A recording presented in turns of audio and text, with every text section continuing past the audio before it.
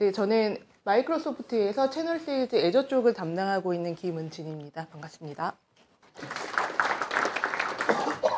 저는 오늘 애저 오픈AI 관련해서 설명을 드릴 거고요. 사실 애저 오픈AI는 작년에 이미 나와서 지금 많은 유즈 케이스들이 나오고 있어요. 그래서 지금 현재 어떻게 기업들이 사용하고 있고 어떠한 유즈 케이스들이 있는지에 대해서 좀 설명을 드리도록 하겠습니다. 2023년도 사실 챗 GPT가 나오면서 생성형 AI가 촉발이 되었던 가장 뜨거운 한 해였는데요. 참고로 제가 교정을 하고 있어서 조금 발음이 안 좋습니다. 너그럽게 이해 부탁드릴게요. 그래서 일단 2023년도에 챗 GPT가 세상에 나오고 나서 사실 대중과 언론의 관심을 정말 많이 받았습니다. 그래서 뭐 IT 업계뿐만 아니라 각 분야에서 지금 빠르게 전파가 됐고요. 사실 개인적인 이용뿐만 아니라 업무나 검색, 창작 방식 등이 전부 다 생성형 AI가 나오고 나서부터 조금 변화가 됐습니다. 사실 비단 챗 GPT나 M365, 마이크로소프트 코파일럿뿐만 아니라 우리 알고 있는 라마나 스테이블 디퓨전도 사실 생성형 AI로 우리 쪽에 많이 영향을 받았고요.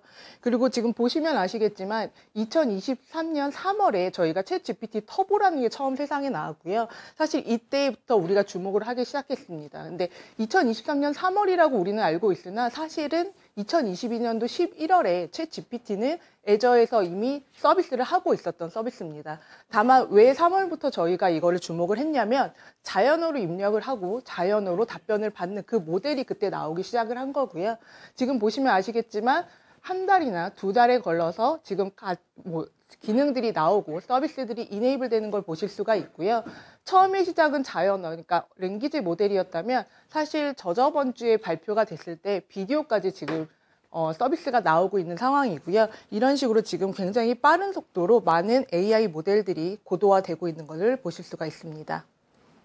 24년도에도 아마 23년도 못지않게 그리고 정말 혁신적으로 빠르게 발전할 것이라고 저희는 생각을 하고 있고요. 사실 각종 미디어나 고객으로부터 센싱되는 정보를 저희가 종합해서 올해 특별히 주목해야 할 4가지 생성형 AI 트렌드를 저희 마이크로소프트 테크놀로지 센터는 이렇게 4개를 꼽았습니다. 일단 첫 번째가 멀티모달 모델인데요. 텍스트나 이미지나 오디오, 비디오와 같은 여러 종류의 데이터 형식을 동시에 처리하는 AI 모델입니다. 즉 텍스트와 이미지를 함께 처리하고요. 이게 하는 모델이 사실 2023년도 11월에 GPT-4 터보 비전으로 발표가 됐고요. 이거는 이미지의 객체를 식별하고 설명하는 거는 당연히 할 수가 있고요. 수학 수식이나 복잡한 다이어그램 등을 이해하고 해결할 수 있습니다. 사실 작년 2023년도 3월에 챗 GPT가 나왔을 때 가장 많은 유스 케이스가 챗봇이었거든요. 우리 기존의 챗봇을 잘 생각해 보시면 질문을 하면 이렇게 1번, 2번 이런 식으로 이제 답변이 나오면 제가 또 그거에 맞는 걸 클릭해서 트리다운 형식으로 지금 들어가는 거였거든요. 근데 사실 챗 GPT가 센세이션을 했던 거는 자연어로 대답을 했을 때 자연어로 바로 팝업을 해준다는 게 센세이션을 했는데 그게 지금 보면 이 그림의 좌측에 자연어로 질문하고 자연어로 대답하는 모델이었다면 이제 멀티모달 모델이 나오면서 이제 자연어로 질문을 했을 때 그 답변의 형식이 이미지나 차트까지도 이제 보완을 할 수 있다는 걸로 보시면 되겠습니다. 두 번째는 파인 튜닝이고요. 사실 파인 튜닝은 사전 학습된 모델을 특정 작업에서 더 잘 수행할 수 있도록 미세 조정하는 과정이거든요. 근데 기존엔 파인 튜닝 가능한 모델이 사실 제약이 좀 있었어요. 그리고 아무래도 챗 GPT를 파인 튜닝 한다면 그만큼 리소스가 굉장히 많이 들어갔었거든요.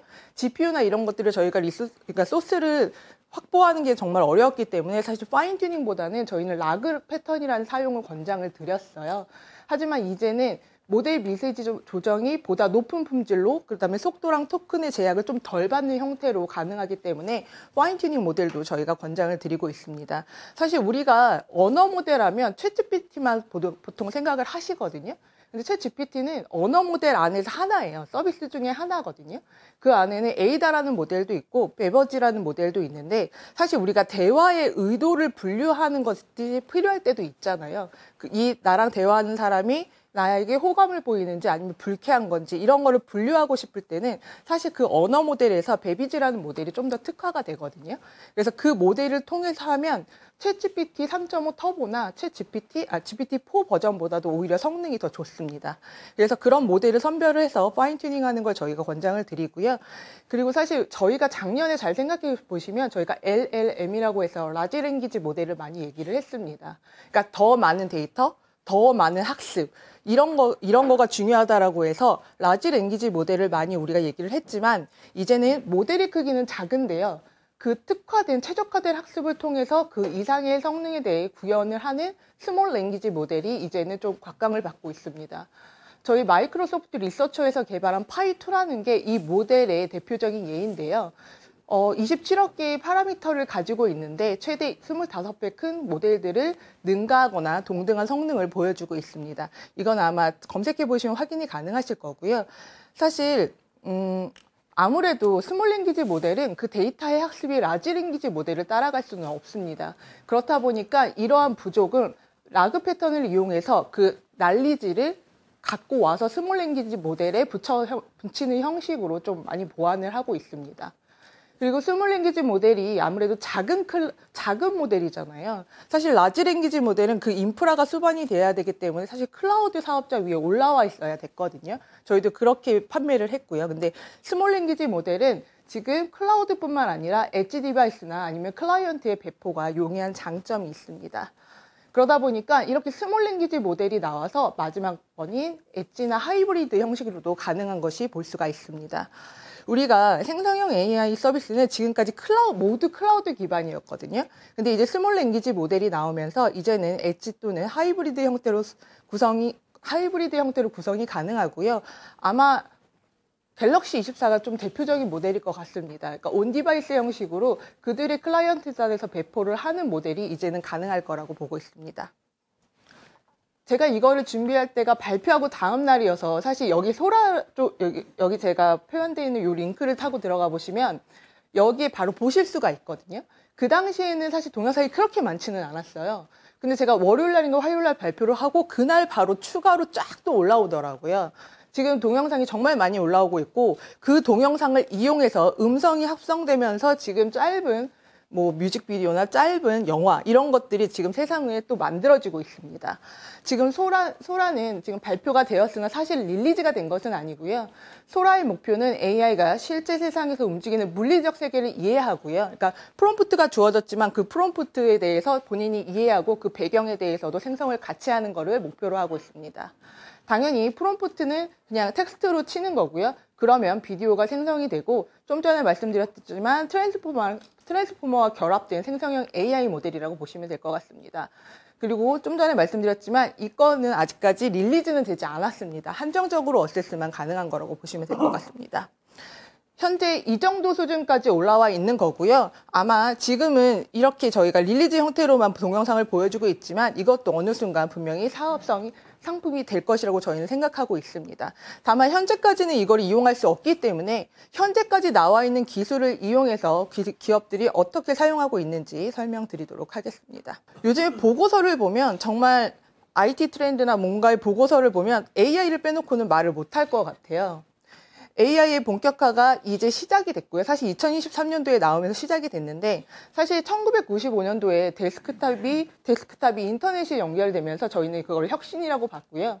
2007년도에 아이폰이 등장하면서 사실 아이폰이 등장하면 끝이냐? 그게 아니라 저희 잘 생각해 보시면 아이폰이 나오면 그 다음에 저희 안드로이드 폰이 나왔잖아요. 그리고 나서 그 위에 iOS나 안드로이드가 나왔고 그 다음에 저희가 모바일 생태계가 구축이 됐습니다. 모바일 생태계가 구축이 되면서 저희는 서비스가 정말 많은 산업들이 탈바꿈이 됐거든요. 카카오티 같은 경우는 저희의 교통산업을 바꿨고요. 마켓컬리는 저희가 장을 보는 방식을 바꿨고 그 다음에 배달의 민족은 우리가 이제 음식을 주문하는 방식, 정말 우리의 서비스를 다 변화를 시켰습니다. 한국 기업들이 그러면 어떻게 생존을 해야 되냐 한번 생각을 해보면 한국은 되게 특이한 습성이 있어요. 제가 사실 MS 오기 전에 네이버를 다녔었는데요. 한국이 되게 특이하게 유일하게 검색을 자국의 서비스를 쓰고 있고요. 그 다음에 메신저를 유일하게 쓰고 있습니다. 사실 네이버 검색이나 아니면 카카오톡의 기술이 월드와이드하게 경쟁력이 있냐? 물론 경쟁력은 있습니다. 하지만 잘 생각해보면 기술보다는 한국 시장에 맞게끔 그들은 분명히 커스터마이즈 하면서 고도화를 시켰거든요. 즉, 배달의 민족은 한국의 기업이 한국 음식 배달 시장의 특성에 맞게 가장 발빠르게 먼저 준비를 했고요. 고도화를 하셨습니다. 그리고 마켓컬리도 마찬가지고 당근마켓도 마찬가지입니다. 당근마켓도 마찬가지입니다. 그러다 보니까 이들은 월드와이드하게 빅테크들과 경쟁하는 게 아니라 이런 서비스들이 나왔을 때 이거를 어떻게 이용할 수 있을지를 가장 먼저 고민을 하고 있습니다. 그래서 지금 보면 쿠팡도 사실 여러 사업을 하고 있잖아요. 그리고 마켓컬리도 하고 있고 그들의 플랫폼에 이거를 이용해서 어떻게 고도화할지 지금 많이 고민하고 계시고 사실 이미 서비스도 베타 형식으로 많이 하고 계십니다. 그러면 생성형 AI로 뭐를 할 수 있을지 설명을 드리겠습니다. 사실 이 버전은요, 작년 3월에 저희 마이크로소프트 본사에서 내려온 가이드예요. 작년 3월이라는 건 작년 3월에 챗GPT 3.5 터보가 나왔잖아요. 사실 그때 달리도 있기는 했으나 달리는 사용자들이 승인을 못 받으셨어요. 그러니까 거의 언어 모델로 많이 사용을 하셨거든요. 그러다 보니까 언어 모델에 먼저 포커스돼서 내려온 가이드입니다. 하지만 이게 저는 항상 얘기는 드리는 건 이거부터 먼저 시작하시라고 먼저 말씀을 드립니다. 사실 컨텐츠 생성, 요약 번역, 코드 생성, 검색만으로도 정말 무궁무진하게 활용을 하실 수가 있고요. 그 활용 사례는 작년 5월에서 6월 버전입니다. 즉 여기에 나와 있는 회사들은 작년 5, 6월에 이거를 사용해서 릴리즈를 하셨고요. 현재는 그 외에 대외 비즈니스나 정말 많은 것들을 이미 발표를 하셨고 사용하고 계십니다.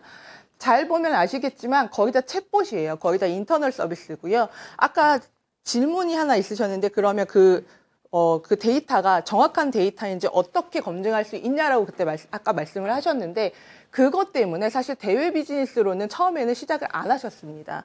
저희의 가이드도 대외보다는 대내로 먼저 테스트를 돌려보시고 대외로 하십시오가 저희의 가이드였고요.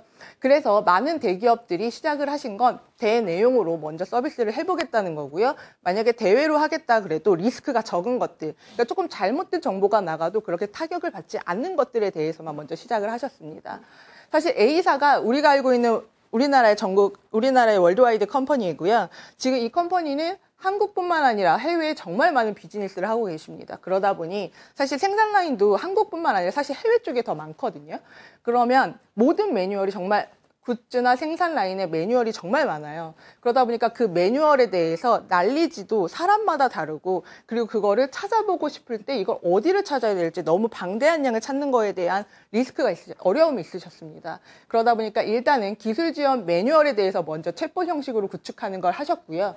그리고 지금 B사의 건설사는 지금 보면은 수주권 계약에 대해서 일단 비교 분석을 위한 챗봇을 하셨는데 제가 건설이나 이쪽을 담당하진 않았는데 제가 중공업 쪽을 작년에 좀 담당을 했거든요. 근데 중공업은 뭔가 사업이 뜨면 RFP가 몇천 장이라고 하시더라고요. 근데 그 몇천 장에 대해서 놓치지 않고 일단 다 유권 해석을 하셔야 된다고 하시더라고요. 그러려면 법무사의 비용이 너무 많이 드는 겁니다. 그렇다 보니까 먼저 챗GPT로 법무 검토를 한 다음에 두 번째 티어에서 변호사 쪽으로 넘어가서 그거를 검색을 하실 수 있게끔 구축을 하셨습니다. 지금 보면은 은행이나 제조사에서도 했고요. 요즘 제조회사에서 사실 작년부터 많이 시행을 했던 건 스마트 팩토리 쪽으로 많이 포커스를 했던 것 같아요. 왜냐하면 제조사 같은 경우는 어쩔 수 없이 인력은 구하기 힘들고 인건비는 늘어나고 그다음에 젊은이들을 구할 수가 없기 때문에 이걸 스마트 팩토리로 좀 전환하시려는 게 항상 있으셨어요. 근데 그걸 어떻게 해야 될지를 몰랐는데 이 부분에 대해서 가장 마이너한 부분부터 생성형 AI를 투입해서 하는 거에 대해서 POC를 지금 진행하고 계십니다. 해외 기업 활용 사례입니다. 해외 기업은 사실 너무 많아요. 너무 많지만 제가 일단 추린 거고요. 해외 쪽은 첫 번째로 가장 먼저 발표를 됐던 게 벤츠였던 것 같아요. 이게 벤츠가 작년에 발표가 된 거고요. 제가 작년에 사실 국내 대기업을 담당할 때 벤츠 사례를 제가 케이스 스터디를 해야 돼서 이때 담당했던 미국 쪽 벤츠 사람이랑 제가 콜을 했는데 여쭤봤어요. 도대체 어떻게 이렇게 빨리 구현을 했냐. 왜냐하면 보통의 고객들은 본인들의 데이터를 가지고 연동하고 싶어 하시거든요. 그럼 본인들의 데이터가 외부로 유출이 되면 안 돼요. 그리고 그 데이터의 정합성을 봐야 되고, 그럼 시간이 되게 오래 걸리세요. 그럼에도 불구하고 이게 떴길래 제가 물어봤더니 그거는 그거대로 하고 있고요. 그냥 벤츠는 일단은 본인들의 혁신 기업이라는 이미지를 하고 싶어서 챗 GPT를 일단 탑재해서 챗 GPT 그 기능을 온전히 쓰는 거를 먼저 테스트를 시작하셨다고 합니다. 이게 뭐냐면 내비게이션을 저희가 키면 만약에 제가 어디를 가고 있는데 그 근처에 화장실을 알려줘라고 하면 화장실에 대해서 자연어로 다시 스피치로 얘기를 해주는 거, 그거부터 테스트를 시작을 하신 겁니다. 그리고 MS가 뉴미디어와 협력해가지고 컨텐츠 제작, 즉 뉴스 제작 플랫폼에 대해서 협력을 하겠다고 이거 2월 6일 날 발표를 했고요. 아마 언론사에서 많이 관심을 가지실 것 같아요. 언론사는 사실 컨텐츠 제작과 컨텐츠를 찍어내는 것, 조판이 가장 크게 두 가지가 주요 시스템인데 아마 컨텐츠를 이제 만드는 CMS 쪽에 이게 좀 센세이셔널할 것 같습니다. 그리고 보다폰의 사례는 좀 저희 쪽에서는 좀 큰 건데요. 사실 AWS가 월드와이드하게 1위 컴퍼니인데 월드와이드에서는 사실 AWS랑 저희 애저가 그렇게 차이는 나지 않아요. 근데 한국에서 유독 차이가 나고는 있긴 한데 지금 보다폰 같은 경우는 저희 챗 GPT나 코파일럿을 활용해서 챗봇 서비스 개발을 시작을 하실 거고요. 향후 10년간 2조 원을 투자해가지고 AI 쪽 워크로드를 확대하신다고 하셨습니다. 그리고 현재 가동 중인 데이터 센터를 애저로 다 전환을 하신다고 선언을 하셨고요. 여기에서 시사하는 바는 저희가 작년부터 AI의 진심이라고 계속 얘기를 드리고 있었고 사실 그걸 보여드리고 있잖아요. 그러다 보니까 많은 기업들이 이제 마이크로소프트의 차별화는 AI구나라는 걸 이제 인식을 하셨던 것 같아요. 하지만 아직까지 한국 기업은 사실 아직까지는 아니거든요. 여전히 AWS를 쓰고 계시고요. 여전히 분석은 GCP를 쓰고 계십니다. 다만 처음에 작년에 제가 대기업으로 담당을 했다 보니까 사실 대기업분들 AWS가 인프라 기본이거든요. 그리고 분석은 다 GCP를 쓰세요. 근데 애저 오픈 AI는 쓰고 싶으시고 그럼 어떻게 하셨냐면 그냥 API만 가져다 쓰셨어요. 즉 AWS에서 저희의 API만 가져다 쓰셨는데 그렇게 하고 첫 번째로 일단 서비스는 내놓으셨는데 이제 그거의 워크로드를 확장을 하려고 하다 보니 이건 애저로 전환하는 게 좀 낫겠다라는 판단을 하셔서 처음에 지금 시작은 API였지만 몇몇 기업들은 애저로 그 데이터에 한해서 그 프로젝트에 한해서는 지금 애저로 다 올라오고 있는 것들도 몇 군데가 있습니다. 국내 기업 활용 사례이고요. 좀 더 자세히는 뒤에 설명드릴 텐데 국내 기업은 조금 보수적이시다 보니까 사실 얘기를 하는 걸 싫어하세요. 그래서 언론에 노출되어 있는 것들만 제가 캡처를 해온 거고요. 그중에 대표적인 게 SK텔레콤입니다. SKT를 저는 담당을 해본 적은 없는데 SKT 담당자분들은 항상 얘기하는 게 정말 혁신적인 집단이라고 하세요. 뭔가 신기술이 나오면 궁금해하시고 무조건 해보시려고 하신다고 하시더라고요. 그래서 챗 GPT가 나왔을 때 SK텔레콤은 이걸 어떻게 사용하지가 그들의 관심사였어요. 이거를 어디다 써야지 잘 쓸 수 있을지 고민을 하셨고요. 그들은 이제 고객 관계 플랫폼을 강화하는 걸 여기다 쓰겠다라고 해서 애저 오픈 AI를 그들의 에이다 플랫폼에 접목을 하셨고요. 요즘 광고 많이 보셔서 아마 에이다 많이 보셨을 거예요. 사실 저는 SK도 이용하고 있고 그다음에 아이폰을 사용하고 있거든요. 아이폰은 사실 통화 녹음이 되지 않기 때문에 저는 셀러다 보니까 사실 통화를 정말 많이 하는데 녹음이 안 된다는 그게 좀 많이 힘들었어요. 근데 A-이 처음에 나왔을 때 사실 세상에 발표되기 전에 저는 이 팀에 있었다 보니까 A-을 깔아서 한번 해봤어요. 근데 A-이 이제 통화 녹음도 되고 그 통화 녹음에서 일단 제가 스피치를 했기 때문에 텍스트로 전환이 되고 텍스트로 전환이 되면 검색도 되고 서머라이즈도 됩니다. 지금 그 모든 것들이 지금 저희 애저에서 운영이 되고 있습니다. 국내 지능형 어플리케이션 사례이고요. 앞에는 조금 큰 기업이었다면 지금 여기는 보시다시피 우리가 알고 있는 좀 혁신적인 기업들입니다. 제가 이 기업들을 올려놓은 이유는 유튜브에 다 있으세요. 그러니까 이분들은 저희가 10월 말에 저희가 생성형 AI 주제로 패널 토크를 진행하실 때 다 나오셨고요. 그래서 한 분 한 분 본인들이 어떻게 이용하고 있고 뭐가 어려웠고 이제 이런 거에 대해서 다 인터뷰를 하셨거든요. 그래서 이거는 아마 유튜브 보시면 아실 것 같고요. 사실 정말 많은 케이스들이 있습니다. 근데 초반에 제가 보여드렸지만 사실 1년 됐습니다. 1년 됐는데 정말 많은 서비스들이 나왔고요. 그리고 그때 당시에 저 작년에 정말 많이 불려다녔거든요. 그때 뭐였냐면 빨리 와서 설명해봐. 나 뭐 써야 돼? 왜 써야 돼였어요. 그때 두 가지였거든요. 첫 번째는 들어보니까 조금 시기상조 같은데 위험할 것 같은데 알겠어였고요. 두 번째는 알겠어. 나 쓸게. 어떻게든 쓸 테니까 도와줘였거든요. 지금 두 번째 분들은 이미 내부향으로 끝나셨고 베타 서비스도 하셨고 대외향도 이미 구축을 하고 계십니다. 근데 첫 번째이셨던 분들은 다시 저희 쪽에 왔는데 조금 더 이제 시기가 뒤처진 거죠. 그래서 저는 항상 말씀드리는 게 일단 조그만 거라도 먼저 사용을 해보시고요. 근데 이거 사용해보려면 또 힘들거든요. 그럼 그럴 땐 저 같은 담당자 찾아주시면 저희가 경험이 있다 보니까 도움을 드릴 수 있을 것 같습니다. 네, 감사합니다.